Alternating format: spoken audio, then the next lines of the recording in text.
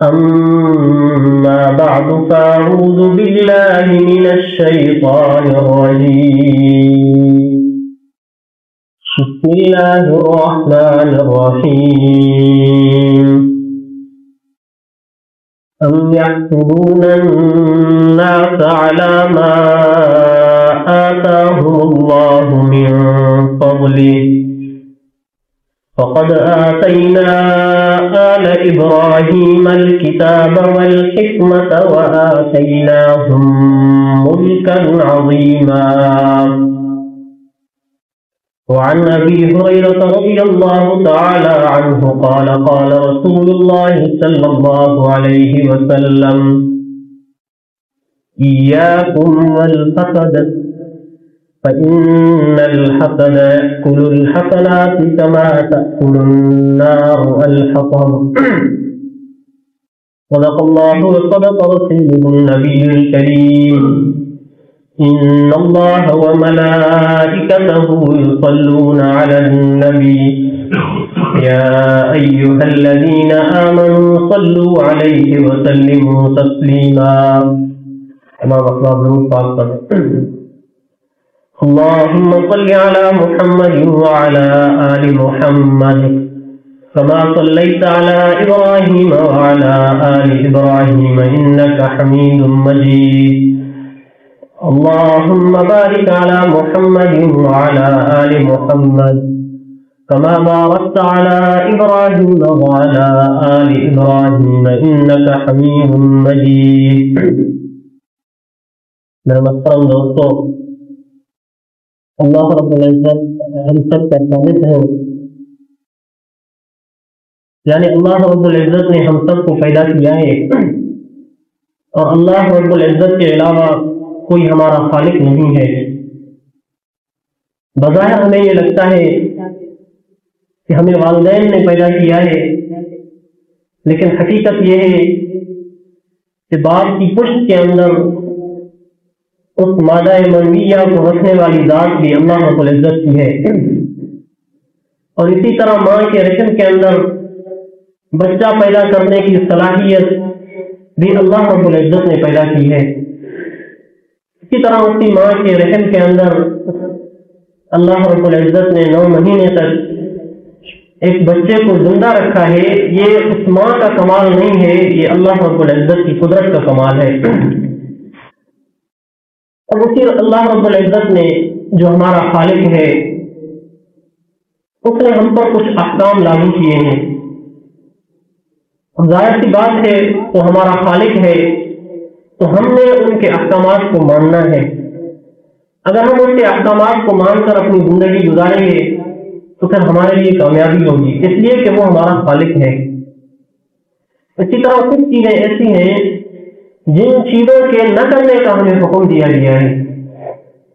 تو ہمیں چاہیے کہ ہم ان چیزوں سے رک جائیں جن چیزوں سے اللہ رب العزت نے ہمیں منع فرمایا ہے. ان چیزوں میں سے ایک بہت بڑی چیز، بلکہ اگر یہ کہا جائے کہ ایک بہت بڑا گناہ، وہ ہے حسد، جو آج کل ہمارے معاشرے میں بہت عام ہو چکا ہے. حتیٰ کہ اگر یہ کہا جائے کہ اس پورے معاشرے میں کوئی ایک فرد بھی ایسا نہیں ہے جس کی دل میں حسد کسی نہ کسی درجے کے اندر موجود ہو. تمام انسانوں کے اندر کسی نہ کسی درجے میں حسد جیسا گناہ موجود ہے. حسد کہتے کس کو ہے؟ فرمایا کہ یہ جو حسد ہے یہ عربی زبان سے ایک لفظ حسدر سے ماخوذ ہے. حسدر ایک کیڑا ہے جو جانوروں کو چمٹتا ہے، اور جب جانوروں کو چمٹتا ہے تو اس کی کھال کو اس طرح چمٹ جاتا ہے کہ اس کا خون چوسنا شروع کر دیتا ہے. اور جب ہم اس سے اتارنے کی کوشش کرتے ہیں تو وہ بڑی مشکل سے اترتا ہے اس جانور سے، جس کو ہم اپنی زبان میں کہتے ہیں چیچڑ، تو اس کو عربی زبان میں کہتے ہیں حسدل، اور اسی سے نکلا ہے حسد. تو حسد بھی گویا کہ ایک ایسی وبا ہے، ایک ایسا گناہ ہے جو انسان کی دل میں جب آتا ہے تو پھر اس طرح چمٹ جاتا ہے کہ وہ نیکیوں کو چوس لیتا ہے. اور دین کی جتنی بھی ہم نیک کام کرتے ہیں ان سب کو تہس نہس کر دیتا ہے. اتنا یہ بڑا خطرناک گناہ ہے. حسد کی یہ تو لغوی معنی ہے. عربی زبان میں حسد کی اصطلاحی تعریف یہ ہے کہ تمنی زوال النعمہ، یعنی کسی کی نعمت کے زائل ہونے کی تمنا کرنا. مثلا کسی دوسرے انسان کے پاس کوئی اچھی نعمت ہے، کوئی اس کے پاس بھلائی ہے، کوئی خوبی ہے، مثلا اس کے پاس کوئی گاڑی ہے، کوئی بنگلہ ہے، وہ حسن و جمال والا ہے، اس کے کمالات اچھے ہیں، اس کی اولاد بہترین ہے، اسی طرح وہ اچھا تاجر ہے، تجارت کرتا ہے، بڑا بزنس مین ہے، تو جو بھی نعمت ہے اس کے پاس، اب دوسرا انسان اپنی دل میں یہ تمنا کرے کہ وہ نعمت جو اس کے پاس ہے اس جیسی نعمت مجھے مل جائے، یہ حسد ہے. اور یہ حسد کا پہلا درجہ ہے، یعنی کسی کی نعمت کو دیکھ کر اس جیسی نعمت کی تمنا کرنا کہ وہ اس کے پاس بھی برقرار رہے اور مجھے بھی یہ نعمت مل جائے. یہ حسد کا پہلا درجہ ہے، اور اللہ رب العزت سے کبھی امید ہے کہ اس حسد پر گناہ نہیں ہوگا. لیکن یہ حسد اچھی بات نہیں ہے، اس لیے کہ اگر تمہیں کوئی چیز چاہیے تو کسی کی نعمت کو دیکھ کر تم کیوں مانگ رہے ہو؟ تم خود اللہ رب العزت سے اپنی ضرورت کا سوال کرو کہ اے اللہ مجھے اس چیز کی ضرورت ہے، مجھے گاڑی کی ضرورت ہے، مجھے گھر کی ضرورت ہے، مجھے بیوی کی ضرورت ہے، مجھے رشتے کی ضرورت ہے، مجھے اولاد کی ضرورت ہے. تو اللہ رب العزت سے تم ڈائریکٹ سوال کرو کہ جائے کہ تم دوسرے کی نعمت کو دیکھ کر تم سوال کرو. تو اگر دوسرے کی نعمت کو دیکھ کر سوال کیا جائے تو یہ حسد کا پہلا درجہ ہے. اور اللہ رب العزت نے قرآن مجید کے اندر فرمایا کہ لا تتمنوا الفضل بینکم، کہ اللہ رب العزت نے جو دوسروں کو نعمت عطا کی ہے تم اس کی تمنا کیوں کرتے ہو؟ اس لیے کہ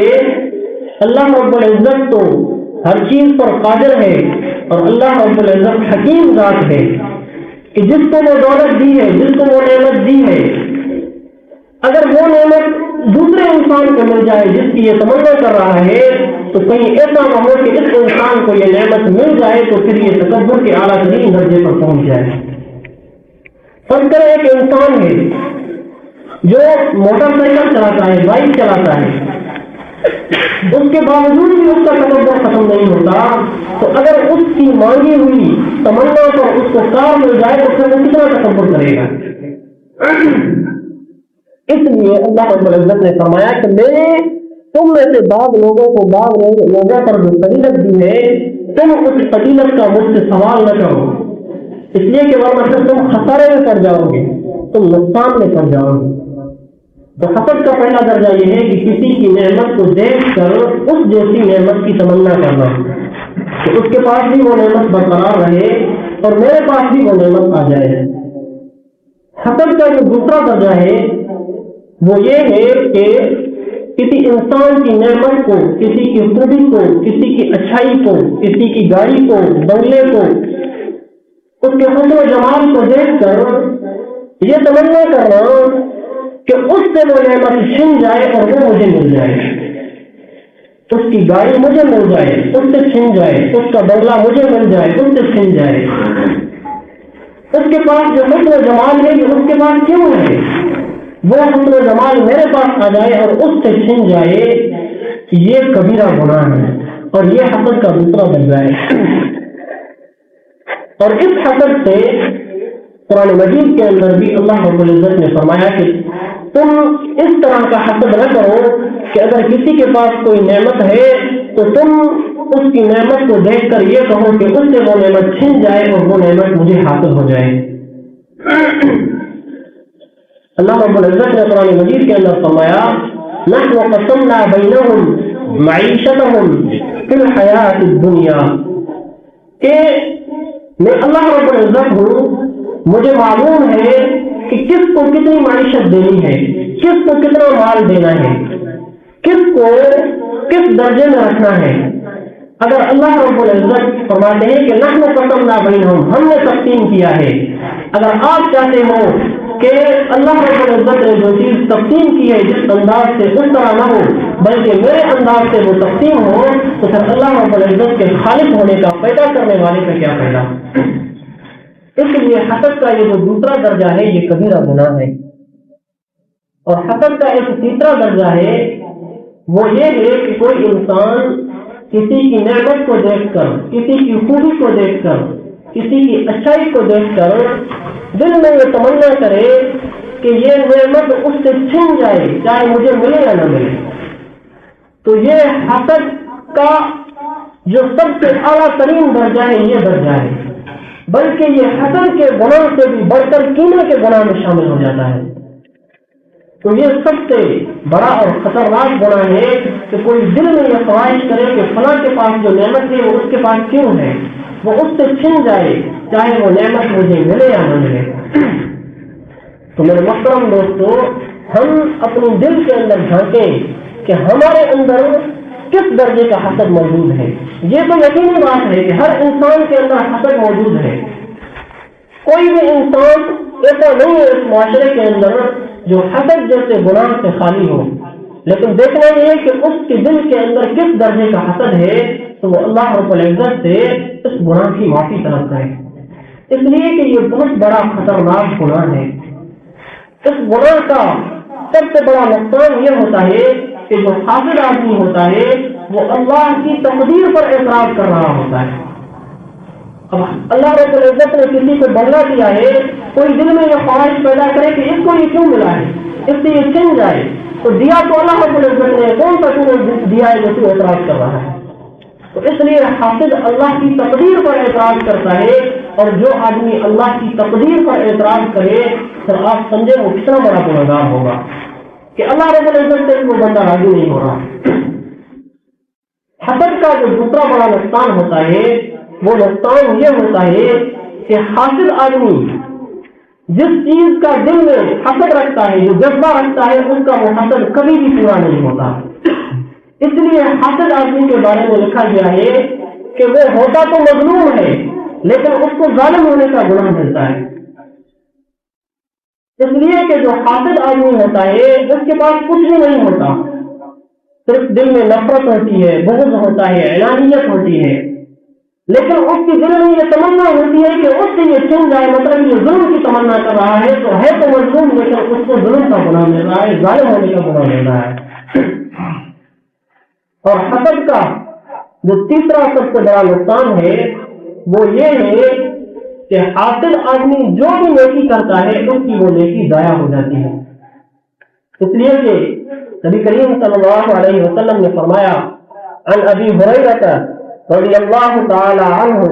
قال قال رسول اللہ صلی اللہ علیہ وسلم ایاکم والحسد فإن الحسد یأکل الحسنات کما تأکل النار الحطب۔ کہ آپ صلی اللہ علیہ وسلم نے فرمایا کہ حسد تمہاری نیکیوں کو اس طرح کھا جاتا ہے جس طرح آگ خشک لکڑیوں کو کھا جاتی ہے۔ اب فرض کریں لکڑیوں کا پہاڑ کیوں نہ ہو، بہت زیادہ لکڑیاں ہوں، لیکن جب ان کو آگ لگائی جائے گی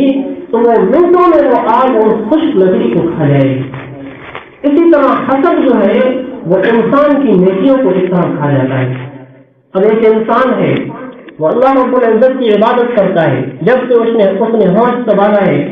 کبھی بھی اس سے کوئی نماز قضا نہیں ہوئی، تکبیر اولیٰ کے ساتھ پہلی صف میں آ کر اللہ رب العزت کا یہ فریضہ وہ ادا کرتا ہے، لیکن دل میں حسد ہے تو پھر ایسی نماز کا کوئی فائدہ نہیں۔ اس لیے کہ اس کی دل کے اندر جو حسد ہے یہ حسد اس نماز کی نیکی کو ضائع کر رہا ہے، تو پھر اس کا مسجد میں آنے کا، گھر سے نکل کر اتنی تکلیف برداشت کرنے کا، بارش میں، دھوپ میں، سختی میں اور سردی میں، گرمی میں آ کر اللہ رب العزت کے اس فریضے کے ادا کرنے کا کوئی فائدہ نہیں ہے۔ اس لیے کہ اس کی دل کے اندر ایک ایسی بیماری لگی ہوئی ہے جو اس نیکی کو وہ کھا رہی ہے، اس نیکی کو ختم کر رہی ہے۔ ایک آدمی ہے رمضان المبارک کے روزے چھوڑتا ہی نہیں ہے جب سے اس نے ہوش سنبھالا ہے، لیکن اس کی دل کے اندر حسد کی بیماری ہے تو پھر رمضان المبارک کے روزے رکھنے کا فائدہ نہیں ہے۔ اس لیے کہ اس کی دل کے اندر جو بیماری لگی ہوئی ہے وہ اس کے روزے کا کو تہس نہس کر رہی ہے، اس کے ثواب کو بالکل ختم کر رہی ہے، اس کے ثواب کا کباڑہ کر رہی ہے۔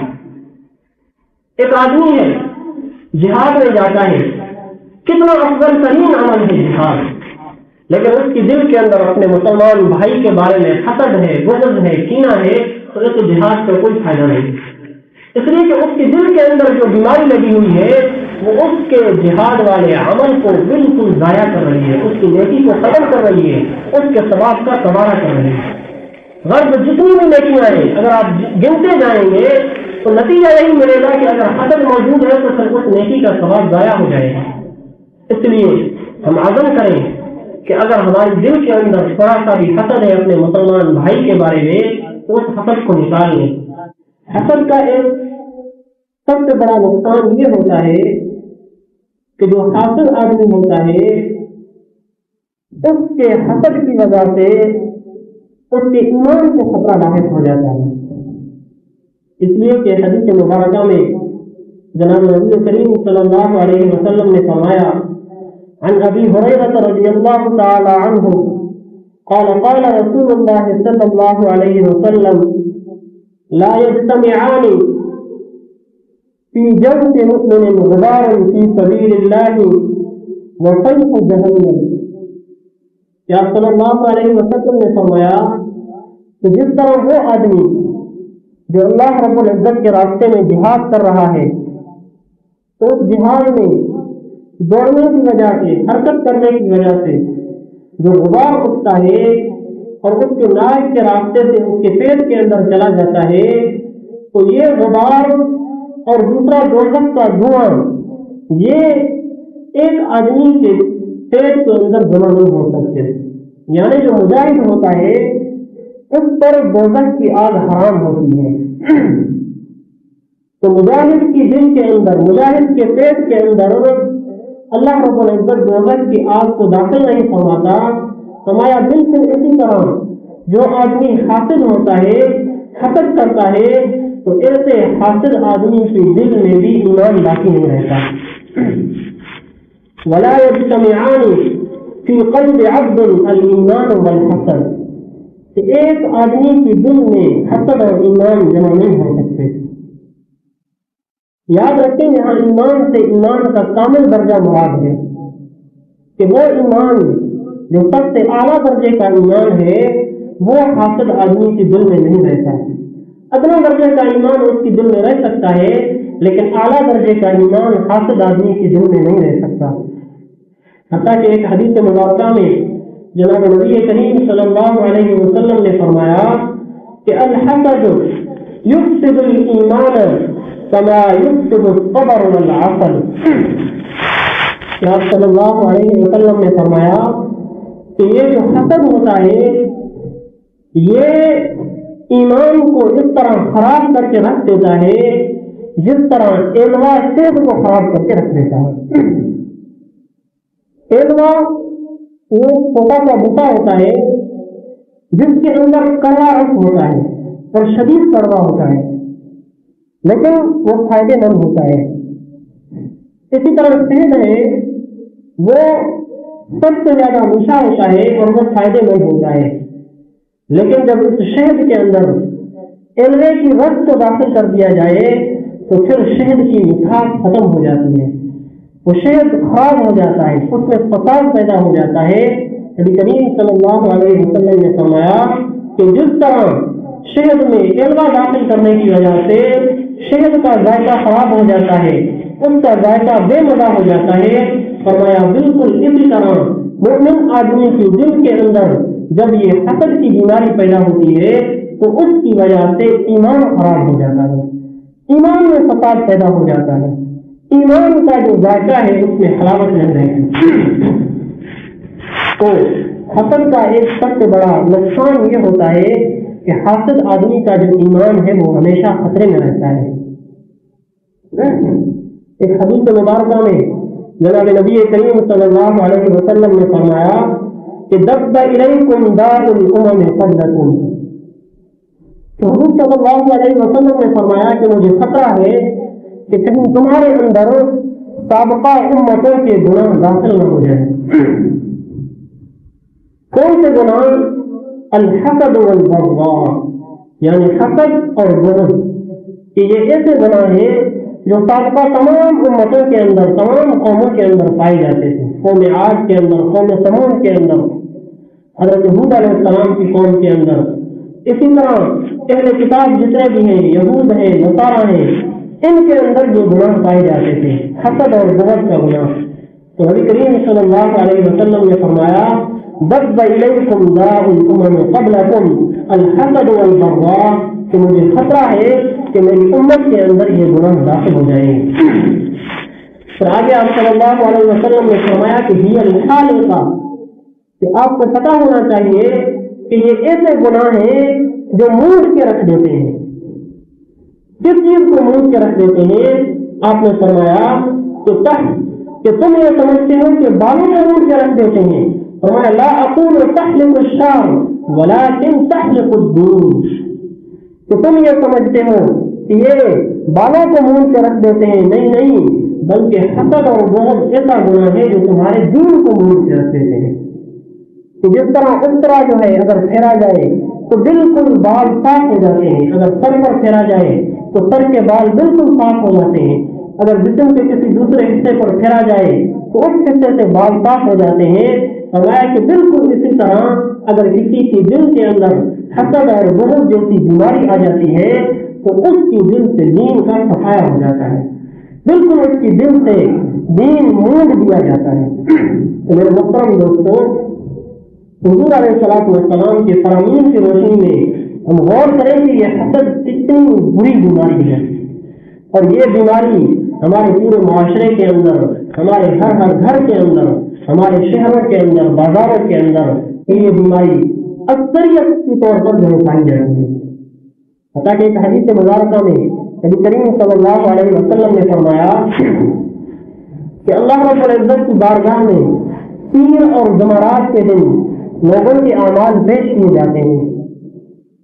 تمام پردے ہٹا دیے جاتے ہیں، اور اللہ رب العزت کی بارگاہ میں لوگوں کے اعمال پیش کیے جاتے ہیں، تو اللہ رب العزت تمام لوگوں کے گناہوں کو معاف فرما دیتے ہیں سوائے اس شخص کے جس کی دل کے اندر شرک کی بیماری ہے۔ پھر آگے آپ صلی اللہ علیہ وسلم نے فرمایا کہ ایک اور بھی آدمی ہے، وہ کون ہے؟ کہ جس کی دل کے اندر حسد پیدا ہوا، پھر حسد کی وجہ سے بغض پیدا ہوا، پھر وہ مسلمان بھائیوں کے اندر لڑائی چھڑ گئی، تو اللہ رب العزت فرماتے ہیں کہ اترکوا ھذین حتی یصطلحا، کہ تم ان دونوں کو چھوڑ دو، تم ان دونوں کے کیس کو فی الحال رکھ لو، میں فی الحال فیصلہ نہیں کرتا حتی یصطلحا، حتیٰ کہ یہ آپس میں صلح کر لیں۔ جب یہ دونوں بھائی آپس میں صلح کر دیتے ہیں تو پھر اللہ رب العزت بھی ان کے گناہوں کو معاف فرما دیتا ہے۔ لیکن اگر وہ صلح نہیں کرتے، اسی طرح آپس میں لڑتے رہتے ہیں، دل میں حسد اور کینے کو رکھے ہوئے ہوتے ہیں، تو پھر اللہ رب العزت اس کے گناہوں کو معاف نہیں کرتا۔ اگر غور کریں تو میرے محترم دوستو، یہ جو حسد کا گناہ ہے، یہ بسا اوقات ایسا گناہ ہو جاتا ہے کہ تمام گناہوں سے بڑھ کر بن جاتا ہے، اس لیے کہ حسد کا جو گناہ ہوتا ہے وہ کبھی کبھی شرابی کے شراب پینے والے گناہ سے بڑھ کر گناہ بن جاتا ہے، کبھی کبھی حسد کا جو گناہ ہوتا ہے وہ چوری کرنے والے کی چوری سے بڑھ کر گناہ بن جاتا ہے، کبھی کبھی یہ جو حسد والا گناہ ہوتا ہے یہ اتنا بڑھتا ہے کہ یہ ایک زانی کی زنا سے بڑھ کر گناہ بن جاتا ہے، اس لیے کہ زانی اگر زنا کرے گا تو کبھی زنا کرے گا، کبھی چھوڑ دے گا، ایسا نہیں ہے کہ وہ ہر وقت زنا کے گناہ میں مصروف ہے۔ اگر کوئی شرابی آدمی ہے، شراب پیتا ہے، تو ایسا نہیں ہے کہ وہ ہر وقت، ہر 24 گھنٹے میں، ہر منٹ میں، ہر سیکنڈ میں وہ شراب پی رہا ہے، کبھی شراب پیے گا، کبھی چھوڑ دے گا۔ اسی طرح ایک چور ہے، تو ایسا نہیں ہے کہ وہ ہر وقت چوری کے گناہ میں مصروف ہو، وہ ایک وقت میں چوری کرے گا، پھر رکے گا، پھر منصوبہ بنائے گا، پھر چوری کرے گا، تو درمیان میں کچھ نہ کچھ وقت ایسا ہوتا ہے جس میں وہ چوری والا گناہ نہیں کرتا۔ ہر جتنے بھی آپ گناہ گنتے جائیں، ظلم کا گناہ ہے، بے انصافی کا گناہ ہے، اسی طرح دھوکے کا گناہ ہے، تو ان تمام گناہوں سے حسد والا گناہ بڑھتا ہے، اس لیے کہ حسد ایسا گناہ ہے جو ہر وقت انسان کے دل میں موجود رہتا ہے۔ ہر منٹ میں ہر سیکنڈ میں حسد والا گناہ انسان کی دل کے اندر موجود ہوتا ہے. اور دوسری وجہ یہ ہے حسد کے گناہ کے سب سے بڑے ہونے کی کہ انسان جو دوسرے گناہ کرتا ہے، اگر چوری کرتا ہے تو اس کو پتا ہے کہ یہ ایک گناہ ہے، میں گناہ کر رہا ہوں، اور جب اس کو گناہ سمجھ کر کرتا ہے تو پھر آگے چل کر اللہ رب العزت اگر اس کو توفیق دیتے ہیں تو وہ معافی مانگتا ہے، توبہ کرتا ہے. اگر کوئی انسان زنا کرتا ہے، بدکاری کرتا ہے،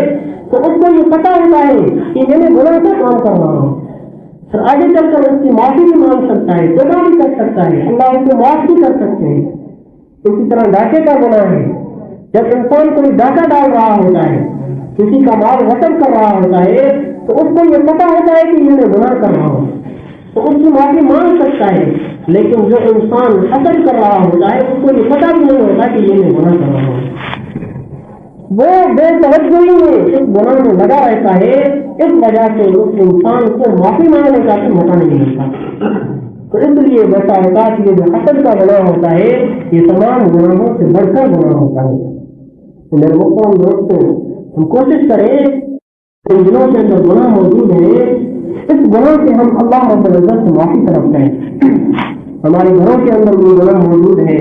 دو بھائی آپس میں لڑے ہوئے ہیں، وجہ کیا ہے؟ حسد ہے کہ میرے والد جو ہے وہ فلاں بیٹے کو تو سپورٹ کرتے ہیں، مجھے سپورٹ نہیں کرتے. بلکہ اگر معاشرے کے اندر دیکھا جائے تو ہر جگہ کے اندر یہ گناہ موجود ہے. اس لیے فتنہ بڑھتا ہوتا ہے، فساد بڑھتا ہوتا ہے. اللہ رب العزت سے دعا ہے جو کہا گیا عمل کرنے کی توفیق عطا فرمائے.